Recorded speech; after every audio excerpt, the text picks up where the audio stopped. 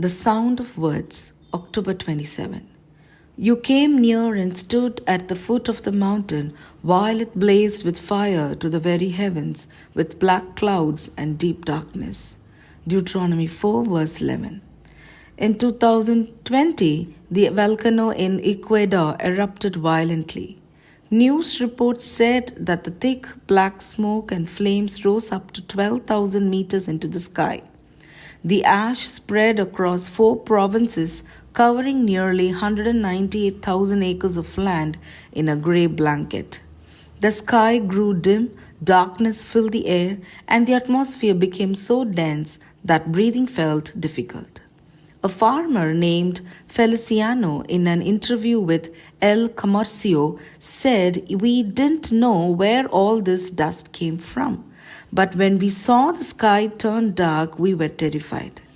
In a similar way, the Israelites gathered and stood at the foot of Mount Sinai. They trembled as they saw the mountain blazing up to the heavens, surrounded by darkness and thick clouds. The voice of the Almighty thundered, and the people were afraid. It was a sight and sound that filled them with holy fear. It was a moment when the living God revealed himself, an awe-inspiring experience that left their hearts trembling. They heard the sound of words but saw no form, only the voice. Deuteronomy 4, verse 12. Those words that shook their very bones also gave them life and hope. God declared his covenant to them, giving them the 10 commandments written on 2 tablets of stone.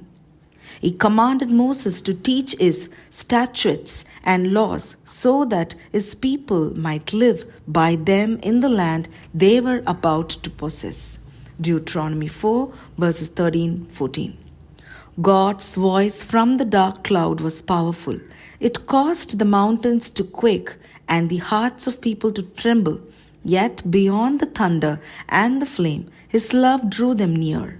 The Almighty, who is beyond all creation, chose to come close to his people in love. Our God is both mighty and merciful, awesome in power, yet tender in compassion. His love is our greatest need. Reflection. What experience with God has made you tremble, yet drawn you closer to him in love? Prayer. Lord God, thank you for your everlasting love and patience with us. Even in your power and majesty, you draw us near with grace. Amen.